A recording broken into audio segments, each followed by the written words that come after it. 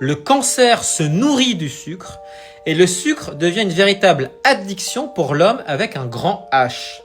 Et il faut savoir que cette addiction devient aussi forte que celle par exemple pour le tabac, l'alcool ou certaines drogues, puisqu'on peut le ressentir au quotidien avec parfois ces envies impressantes de sucre de manière immédiate ou même parfois de manière répétée, comme par exemple cette envie de sucre ou de chocolat le soir, ou cette envie systématique de prendre des desserts ou de rajouter du sucre artificiel ou synthétique dans nos aliments.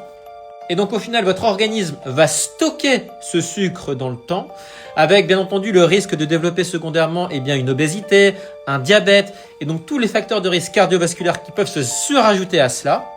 Et si vous avez un cancer qui se développe dans votre organisme sans forcément le savoir, il va se nourrir progressivement de ce sucre. Donc vous nourrissez le cancer avec le sucre que vous ingérez. Donc je ne pourrais que vous conseiller de diminuer vos apports en sucre, notamment les sucres artificiels, synthétiques, industriels qui sont retravaillés, pour essayer de vous prémunir et de vous mettre à l'abri de ce type de problème.